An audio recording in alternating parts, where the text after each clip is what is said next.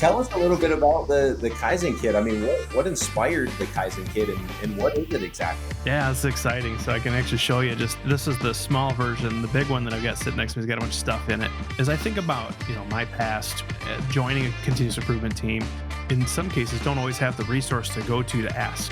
And so that's what inspired this, was just making it more accessible. They open it up in a training, or hey, I'm a supervisor, I'm a plant manager, I'm a small business owner.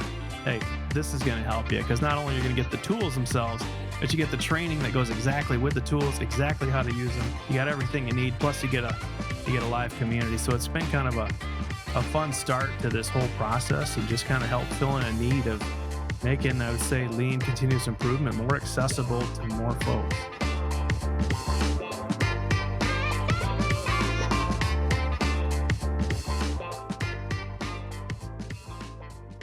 Hello and welcome to this episode of the Lean Solutions Podcast, where today we're going to talk about lean without lecture, teaching CI in a way that people actually enjoy. Has there ever been a time where you were sitting in, let's just say, a CI event of any sort, a Kaizen event, a SMED event, or even a training, and it was the old term death by PowerPoint, right? You're hearing someone just go on and on and on, reading off slides, and it's just a complete bore and hard to understand. Everybody learns differently, so maybe people are learning through that type of lecture style teaching or training. But what I found is that when things are more interactive, when you're able to use your hands, maybe a hybrid of a little bit of classroom time, a little bit of PowerPoint slides, and then you mix in some hands-on practical application where you get people out of their seats, you get the blood flowing, and you're actually taking the things that you learned and you're applying them in some type of activity, or you go out to the production floor, out to the office, and now you're doing it, whatever it is that you actually learned, right? I mean, that is the way that we at Lean Solutions, at least, that we've decided to incorporate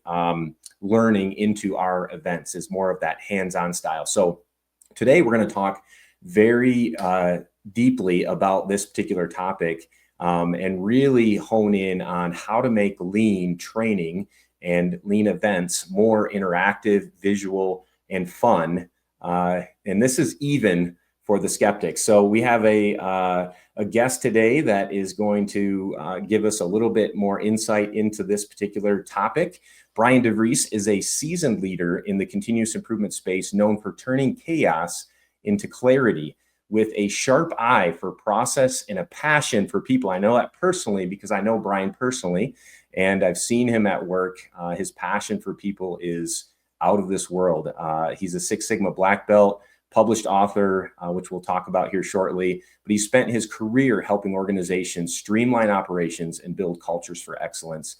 Now he's a proud member of the Kaizen Kit team. We'll get into that as well. And he's on a mission to make lean practical, hands-on, and just a little bit more fun. So Brian, welcome to the show. Yeah, appreciate it. Appreciate you having me.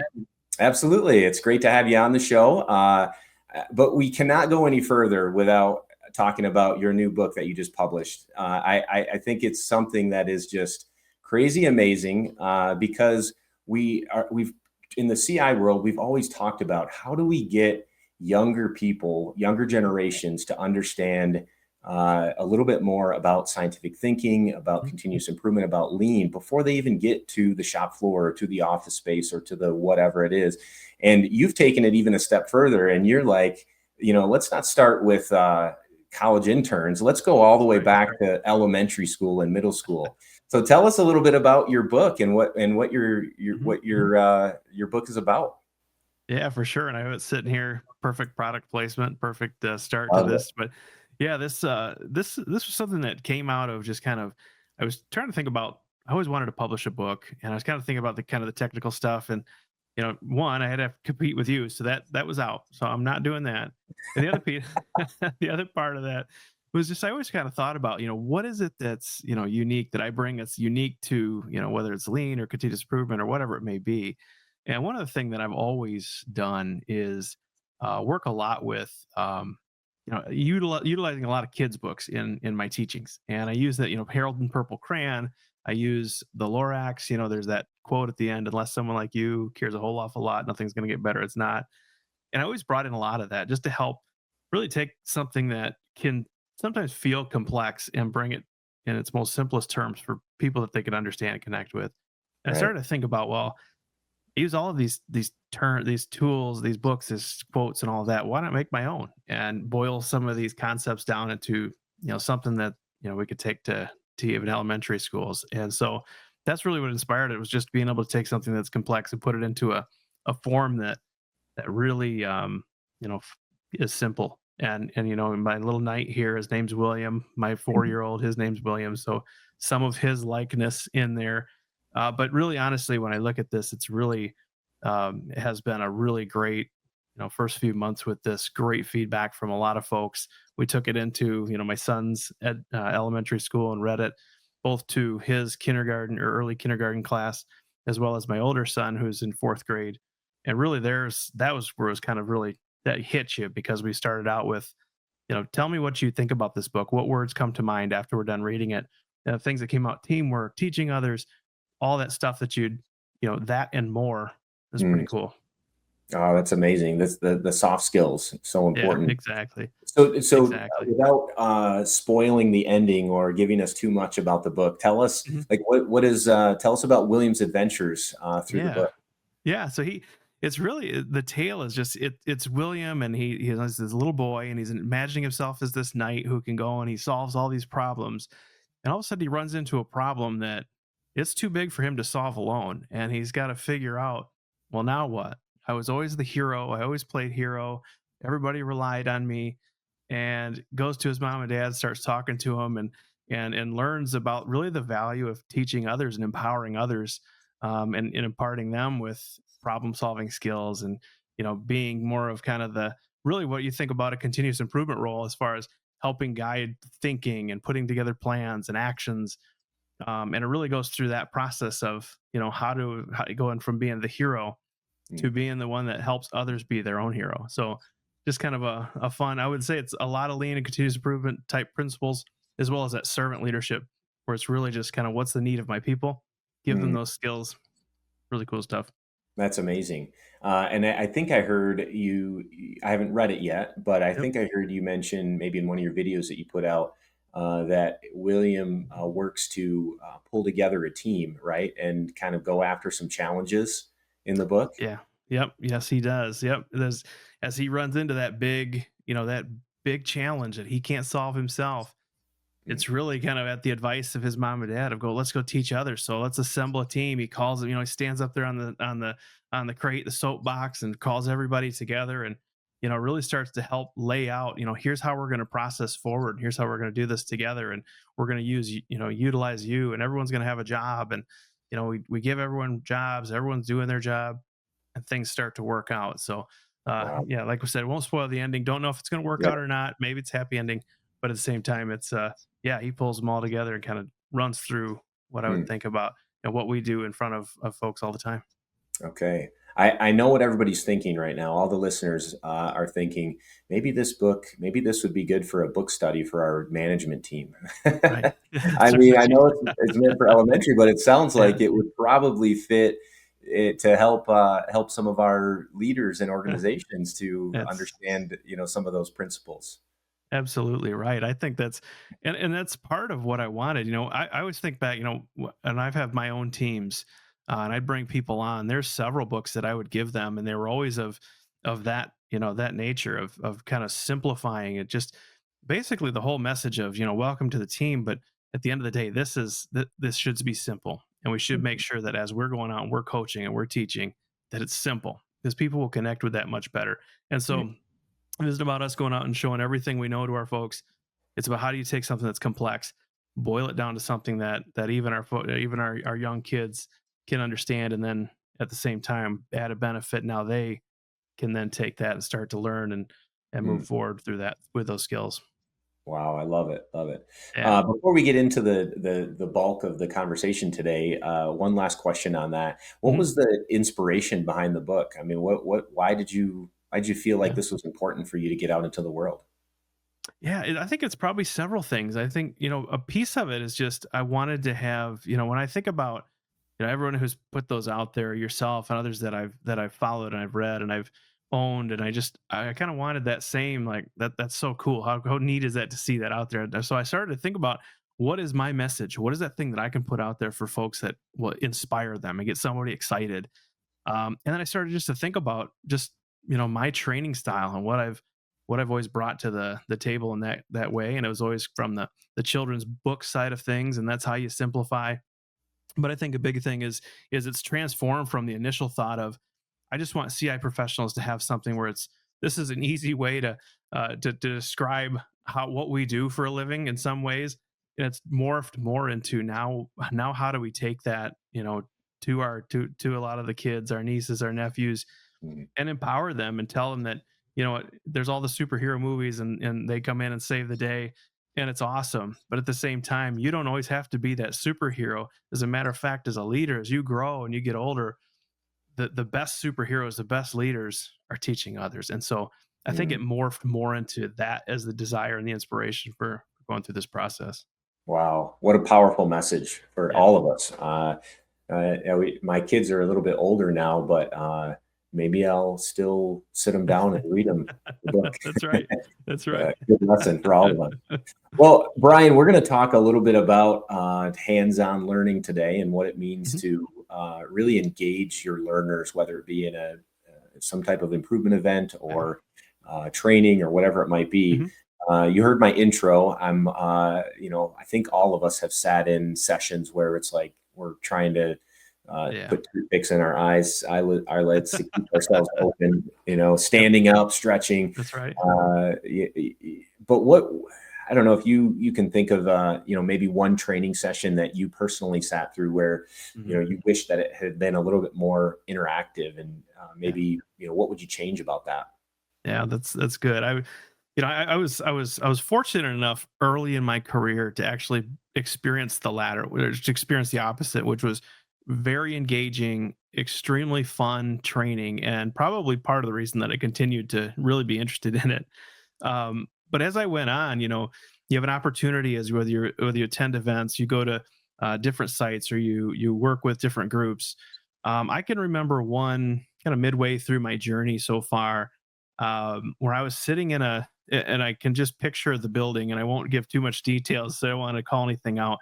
But it had no windows. We're up in just we'll just call it a warehouse building, and zero windows around. It's loud. It's above the break room, and so you have this environment, and it's old, and there's all the, a bunch of old cubicles. There was like this little teeny conference table we were all sitting around, and I just remember this environment. And you think about the learning environment, right? You think about some of these great organizations and the just the surroundings of what's there. Just the ambience around you, what it was, and just the loudness and stuff. When it was break time, the noise, you could hardly hear anybody talking. And so, you're sitting there and you're going through that. And so already it's hard to engage. And then it was just PowerPoint slide after PowerPoint slide after PowerPoint slide. And there was two elements to that. One, what you're seeing on the screen wasn't super engaging. It was real, like, basic kind of your white or your black slides with, some text on it, a few pictures scattered in here or there, and they were super grainy with a few quotes maybe tried to put over top of it. And the other part of it, the person that was actually instructing, it felt like in some cases it was the first time they had seen the slide. They were just, I think what this slide means is, and they would go into what they were talking about. And so just that whole process of that. And you just think about, luckily I had experienced really good training. But you think about the folks that are in there that maybe that's their first experience. Wow, almost a turnoff for if I want to continue to do something like this. In those, because it was just very technical, very graduate level stuff, and just over and over and over. And so it's just, and then just the environment itself. So Mm. I can just remember sitting in there and thinking, it's a great lesson in what I don't want to do as I move forward. Right, right. I'm sure many listeners right now are shaking their heads in agreement with you Yeah. because I've had many conversations with so many people that have experienced the same thing, Yeah. and that's why I think this topic is so key. Mhm. We talk about lean initiatives, or continuous improvement, lean transformations in organizations. And they many organizations try to kick things off, and very early on they struggle. And I wonder Hmm. how much of that has to do with the training that they're providing to their team members. And I wonder if part of that, kind of that traditional lean training format is actually Hmm. causing a huge part of why they're struggling so much. So Yeah. I mean, what do Yeah. you think? Why do you what do you think about traditional lean formats? I mean, you kind of hit on it a little bit, Yeah. but just the training itself traditionally, Hmm. why do you think it's failed in the past?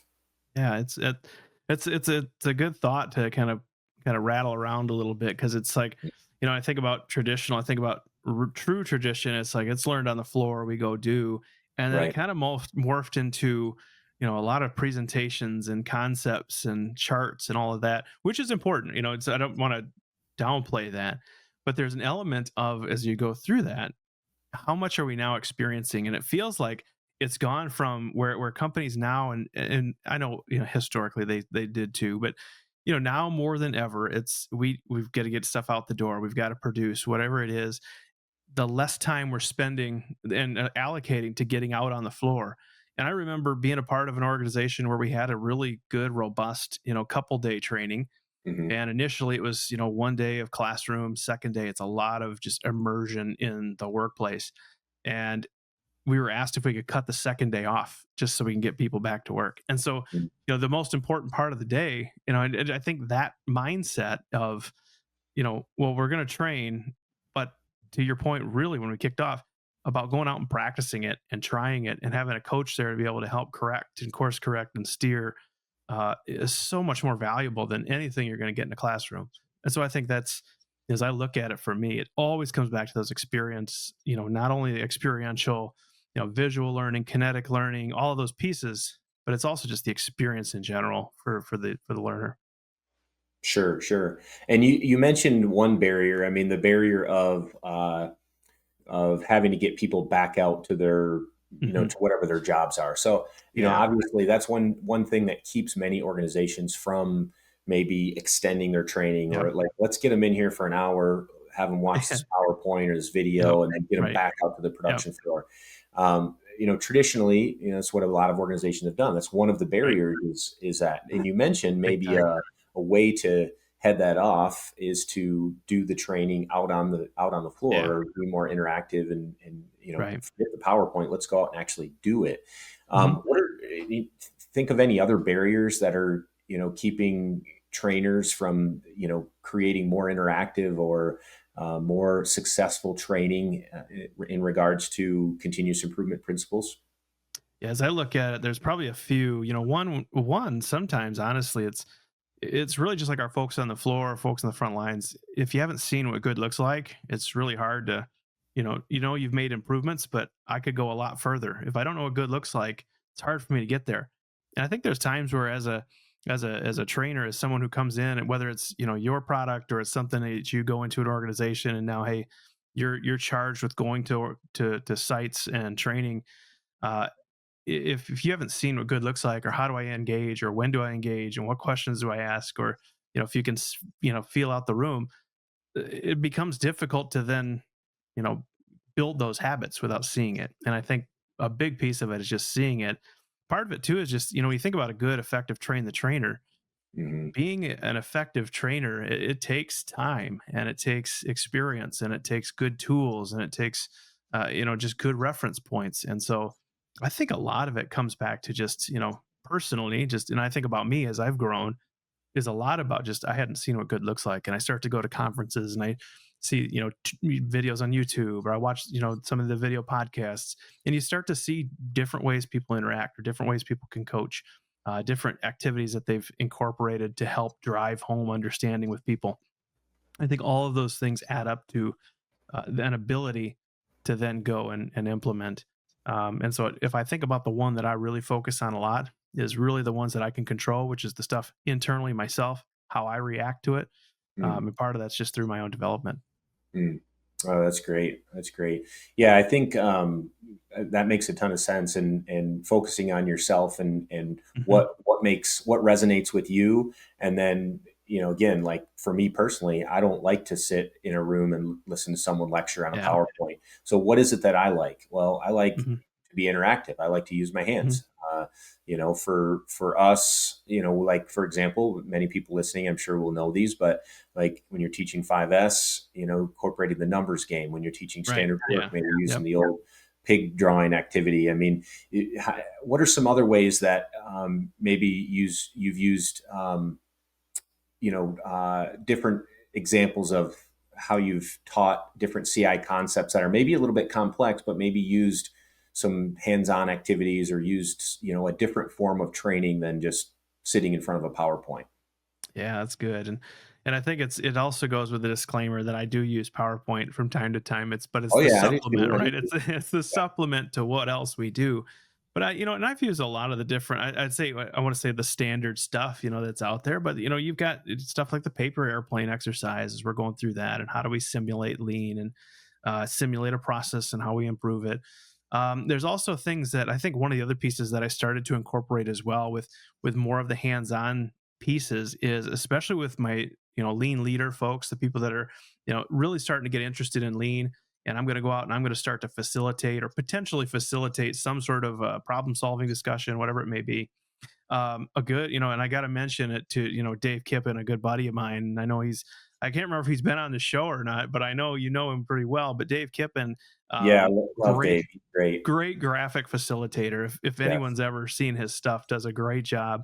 And so I nowhere near that level, but I try to incorporate as much of that as I can when I'm working with my teams. And then at the same time, when I'm teaching those folks that are going to then take these skill sets and go back and help run a problem solving, a Kaizen event potentially, giving them the skills as well to hands on with the markers and getting up in front of a room and on prompts, here, draw this, and kind of teach them a few of the shapes and how those shapes can morph into different shapes. And so kind of giving them some of those hands-on pieces that are a little bit more fun. The Mm. classic tennis ball exercise where it's you get a bunch of tennis balls, how do you get them through the process faster. A lot of different. I just try to, and I don't know, overcomplicate it. I'll look for inspiration on all of the stuff that we see used. And I think kind of the next step is how do we use that in an even more intentional way. It's not just let's just run the simulation. How do we now bake the simulation into the entire training? One of the concepts that I had, first day they come in, they do introductions. First thing we do is run first round of a simulation. Feels chaotic. What are we doing? Well, that's what we're going to do the rest of the week. This is how we're going to fix this. And so just kind of messing around with just where they fit and how do we break it up and how do you give them bite-sized pieces. Ended up doing 5 or 6 rounds, and I would say rounds of that simulation.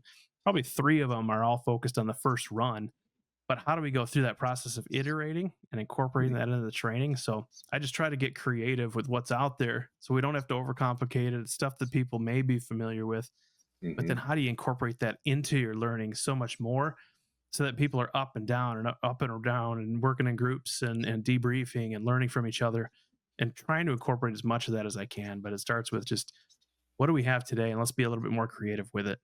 Sure, sure. Oh, I love it. Another, just thinking through another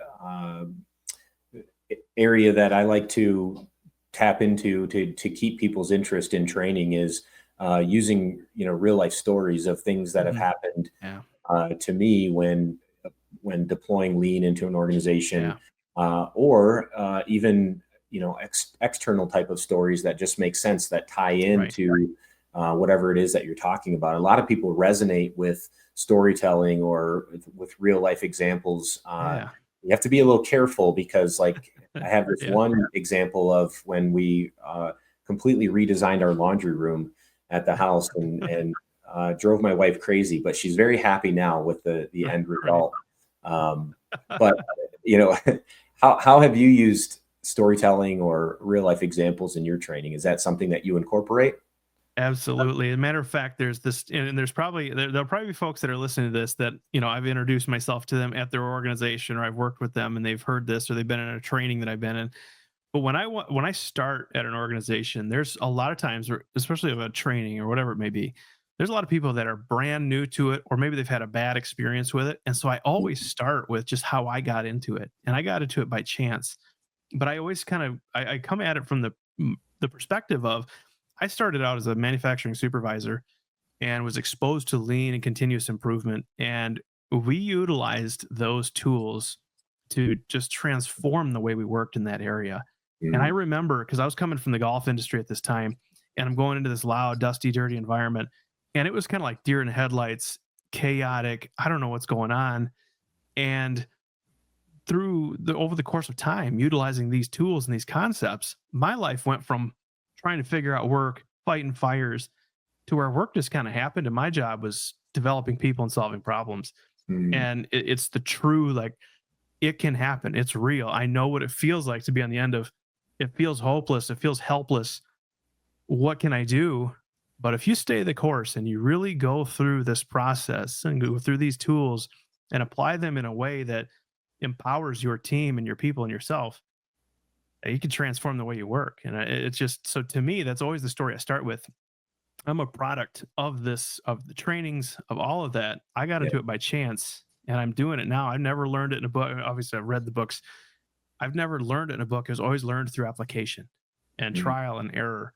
And so I don't talk about it like a lot of folks would, but I've learned it by doing. And to me, that's the story I love to lead with because I've been in those shoes. I've listened to somebody talk about lean from this perspective of I'm working 12 hours, 7 days a week. How is this going to help me? And it's really just that, it's kind of the offer in the hand, like, come with me, I'll show you. And so that's one of the stories I use, but mm. storytelling is so powerful. And I feel like that's one of those trends that you start to see a lot more of is people are starting to try to find ways to make things more engaging through story. Absolutely. Yeah, I always love hearing Craig Tedrow, who's on our team. He's told this Hmm. story many times, but he talks about a large furniture manufacturer that he worked with for 30 plus years. And Hmm. he was working there back when they first deployed lean into the organization. And he says, he tells a story about how lean was done to him, Yeah. not with Yeah. him. And Yeah. it really put a bad taste in his mouth. And he really struggled for years, with That's right. anything lean. And it wasn't until he had a good experience and was exposed to, the lean being done with the team versus Right. at the team or against the Right. team.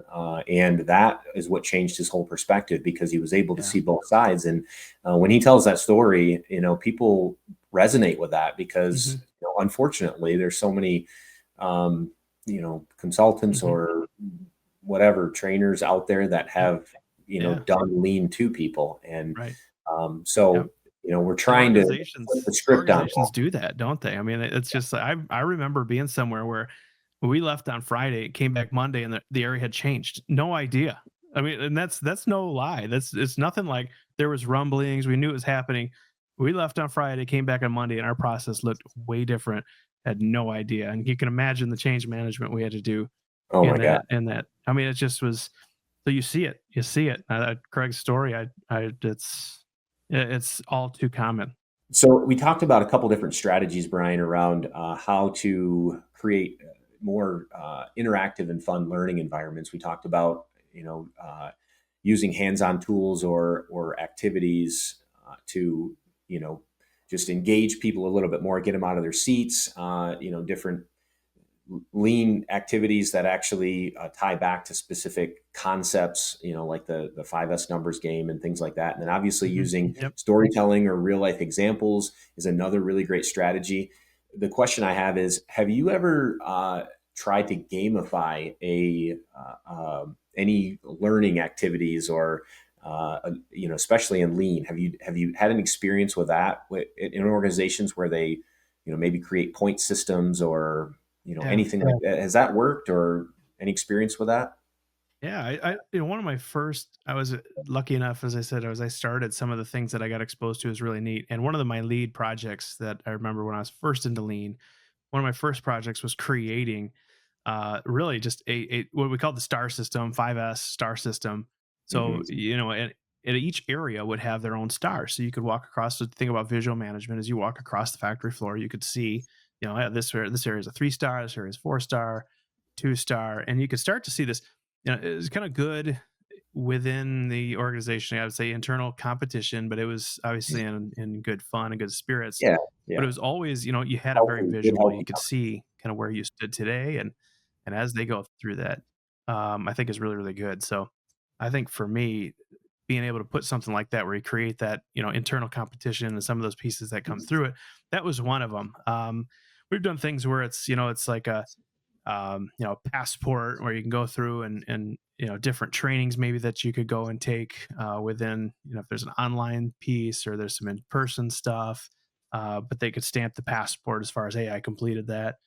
So there's a lot of different pieces where where we've made it a little bit more fun, even if it's something where it is I've got to go in and watch a video, do a PowerPoint. I have an opportunity to then that puts my name in for something, and now it's exciting. Mm, Suggestion programs where it builds up for points, or it builds up with kind of internal dollars where I can go to the company store and purchase something. And right. so I think all of those things is it creates that healthy desire of, we all love to win, we all love to be able to keep score and see where we are, and I think it provides not only the person themselves great recognition and reward, but it also gives us some really great data Mm, from a continuous improvement and organizational perspective to be able to understand areas that we need to fix or to go work on. And especially even with just if we're not getting a lot of ideas and we're trying to put these rewards out, there's something else that's wrong, and so it should key us into some more things to do. But gamification is so key, doing Jeopardy games, those kinds of things. It's just a lot of fun, and gets people excited and gets people interested because it's something different than just the standard, you know, technical talk. And here's this formula and things that I'm not going to remember later. Let's have some fun with it. And people tend to gravitate to that more so than others. love it. There was you made me think about a story from the company that I wrote about in my book, the company that had a true culture of continuous improvement. Hmm. And so I talk about this in my book, but we at one time we had a site where we uh, had put together this visual of a football field. Okay. And on one end was like the starting point, and then like each of the yard lines were like, Hmm. basically like scoring, 5S Right. scoring Yeah. for the Yep. 5S audits or assessments. And each of the different teams chose their favorite football team, and then we created like a magnetic helmet with that team, and then they would move along, and it was a big competition of who's going to get Yeah. to the finish line first. So that was kind of a fun visual, fun way to just make the work visual, and then get people For sure. engaged and excited about what they were doing. On the flip side of that, Mhm. we also had went up to the local hardware store and bought a toilet seat and painted it gold, and that was the toilet bowl Yeah. award, or the toilet seat award, golden toilet seat. And that would hang over the team that had the lowest 5S score. So you can imagine, nobody wanted to have the golden That's right. toilet seat hanging above their area. And it was, again, like healthy competition, good fun. Everybody loved it. It was Mhm. just a way to just really engage people Yeah. in 5S around the plant. So kind of Exactly. cool. Yeah, people get excited about that kind of stuff. I enjoy that. I enjoy and it's fun to see what people come up with. I cannot remember Oh, where it was, but I remember visiting a plant at one point where they had all these tombstones out in the front yard that kind of these were their problems that they had solved. And a few of them had little ghosts on them, as far as like, the problem actually came back, so here's the ghost that's coming out. But as they felt like they solved the problem, boom, tombstone out in the yard, just to kind of signify we're laying it to rest, it's gone. And so it's nice. just kind of just fun to Love see it. what teams can come up with, and that creativity just drives more ownership and more excitement and just more passion across the site. So it's, even though results, oftentimes when you think about commitment results, and I think commitment comes through a lot of results for a lot of folks, that kind of stuff as well really helps sway Mm. more and more people. Oh, that's great. And I'll just say one more story that I thought of. Uh, we would do SMED events with teams, and they would, part of what we built into the agenda was the setup carts, because at this particular place we use setup carts. The setup Yeah. carts were like these nasty, they were covered in oil, they were rusty, they were just horrible. And part of the event, we actually had them choose like a could be a team, or a lot of them chose like brands like John Deere or things like that. And Okay. we Yep. redid the whole cart in whatever their favorite brand was, So we ended up, Right. every time we would do a SMED event, we would see these really cool carts popping up Hmm. everywhere with John Deere or Caterpillar, or which were Yeah. suppliers, and and then some favorite football teams and things like that. But again, just not that was Yeah. teaching them anything, but it was, well, I guess you could say it was part of the 5S initiatives, That's but right. it was something that really got Yeah. people's attention, and they're like, man, when is my area going to get a new setup cart? That's right. That's So what you love, and that's what those. I think that's what those things help with. It's just like, hey, when am I getting this? Because right. you see that. How many times do you do it? Even just something as simple as a 5S event, where it's you go and you clean up an area, you create a model machine, and when are they gonna when are you coming to my area, and just you start getting that pull rather than the push, and so it's fun. It's why we That's do what we do. Yes, that's exactly right. So here's another question for you. Uh, we're talking a lot about delivering training, getting a group into a room, hopefully incorporating some of these strategies to engage them in the learning process. But how do you switch from delivering training, from pushing training on people, to becoming more of a facilitator? And what's the difference? How do you facilitate training versus deliver training? Would you be able to kind of talk through the difference in the two of those? Yeah, it's I think a good example, personal example that I can share. And it was actually fairly recent when I started. When you start to really think about different stories, and certainly I've had a lot of experiences to do both. But I remember the more and more I've gotten into this business, the more and more it's like I love to talk and I love to share, and I get excited about it. And I remember I was I was at a conference and I was doing a section of this, or a breakout session, and it was all about facilitating a discussion. Mm, And so what they really wanted was people to learn from each other, which, in a lot of trainings we want that as well, but there's also content we need to deliver. Whereas I went into this breakout session, and the expectation was zero content to deliver. It's more facilitating this discussion. And so it is two different skill sets in certain ways. You think about being an effective trainer and reading the room, and creating, voice, and how you higher or lower, where I'm moving in the room, how much I'm moving, calling out questions, reframing stuff. I think, and then you flip to this facilitator mindset, where it's much more neutral, and it's you kind of stand back, and let's give some prompting questions and see how somebody answers something, mm, and then say more, who can add to that. And there's this facilitation piece where it's much more interactive. And I remember this session because it was hard not to stand up there, and because it was all about change and mindset, which I'm super passionate about. And it was hard not to stand up there and just gobble up the whole time and just talk about different tools and things we've done to help with that. But it's that mindset of, I'm completely neutral now. There's no I have no deliverable outside of, I want them to learn as much from each other as they can. And so I think about the setting and what you're in, as far as from delivering training and actually being a facilitator, and then taking that and actually helping supplement some of the training that you do. So I'm going to deliver this content, but then I want to start to get more of that conversation going, utilizing, some of the simulations, the hands-on, out on the floor, whatever it may be, but using those skill sets now so that they can learn from each other while doing is just as powerful. But I know for me that sometimes it's a hard switch where it's, mm. I want to deliver this content. I want to make sure you understand the concepts, versus I want you to have an opportunity to have really great dialogue. I can help pitch things in if it gets low, there's a lull, but I want you to learn from each other, because learning from each other's experience is such a key piece of our business. But yeah, it's two different switches, and I think in certain ways two different skill sets.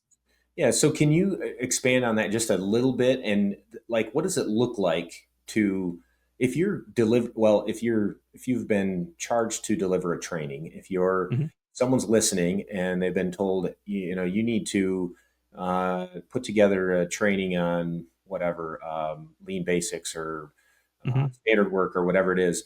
How do you go from being a trainer and delivering that training to facilitating it in the way that you mentioned? Like, Yeah. what would be some things that you might see if I was in the back of the room watching? Yep. What might I see someone doing to help create some of that dialogue, even though they're trying to train them in standard Mhm. work or whatever it might Yeah, be. right. Yeah, I think I look at that. It's a number of different pieces. One, Mhm. it's the amount of prep work that goes into being an effective facilitator versus just an effective presenter is worlds different. I think about like if I'm just going to go present something, I've got my computer, my clicker, and that's kind of it. When I think about being an effective facilitator of an event of learning, if we're talking standard work, you know, the prep work that goes into that, number one, is understanding, the breakdown, how the room is set up, effective, good placement of my flip charts, whiteboards, markers, stuff that's on the table, sticky notes, pens, Yeah. standard work charts, stopwatches. Of course, most people have phones now, so you don't really need those as much. I still have one in one of my facilitator kits, but don't use that very much anymore. But I look at it more as is how you kind of manage the room just as Mhm. much as how much you manage the content. And what you're looking for is, are people engaged with the work? Are you giving them enough breakout exercises? And a big piece of being a good facilitator, I think, in creation of good training and good, really hands-on experiential learning is having those times where they can go work on something themselves or with a group and then come back for coaching and feedback. I think that Mhm. just when I can go and do and then come back and here's what we got, here's where we came from, or here's what we came up with, and have those learnings. And even if you have opportunities to do learnings in the moment, it's really really good. I remember going through what was a facilitator training early in my career, and a lot of it was on not only just how you presented and how you knew the content, but a lot of it was how you engaged audience members and how often you asked questions, how you dealt with somebody who's being disruptive, somebody who wasn't listening, Yeah. and started to think about all of those skills that go into, because you can go and deliver a training and people can be on their phones, people can be talking, and you can still deliver the training and you've met that deliverable. But being a good facilitator makes sure that you understand the room. But I think it starts Mhm. with just understanding, what's my room setup look like? How do I want what do I want the whole experience for my people that are learning to feel like? Put yourself in Right. those shoes. Is Mhm. how much content before we do an exercise? And with that exercise, where are they going? What are they going to do? How am I now as a facilitator walking around making sure things are doing, listening to the conversation, help give some cues? So it really comes down to just setting up that structure, and that initial structure is really, really good. How do I set up my room? Where are my people going? How much content prior to going out and doing a hands-on, exercise? It's all important pieces to being effective and getting a good message across while Mhm. the folks are going to be able to hand-on engage. Powerful. This is perfect timing because I'm actually facilitating a 3P event next week. And so tomorrow I'll be putting together my kit. And, any good facilitator, as you said, is Mm. bringing the right stuff, is doing the right Yep. preparation up front. And I'll be honest, I mean, when I do an event, we've done a lot of work to try to prepare for this kind of stuff, but you're still finding yourself searching for things like, okay, do I have enough post-its? Do I have enough markers? Mhm. Do I have this? Do I Yeah. have that? And Yep. sometimes I get on the road and then I'm going through everything, thinking to myself that did I forget anything? Right. And the worst thing that could happen is you show up at the event and you're like, oh crap, I don't have this, I don't have that, I Right. didn't take Right. these, whatever it might be. So this kind of moves me into something else that I mentioned earlier as I introduced you, is about the Kaizen kits. And Yeah. I want to hear a little bit about the Kaizen kit because, man, could I use one right now? What Yeah, Tell this us is a little fun. bit about the Kaizen kit. I Yeah. mean, what inspired the Kaizen kit, Yeah. and what is it exactly? Yeah, it's exciting. So I can actually show you, just this is the small version. The big one that I've got sitting next to me has got a bunch of stuff in it.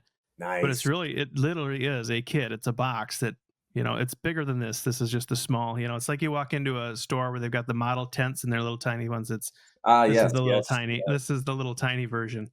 But this is what really inspired this was just, there's a few different pieces that come out of this. So one of them is just, as I think about, my past, whether it was joining a continuous improvement team, or, way back when I was a supervisor, and you kind of get, hey, we need to do a better job with tier boards, or we need to do a better job with 5S.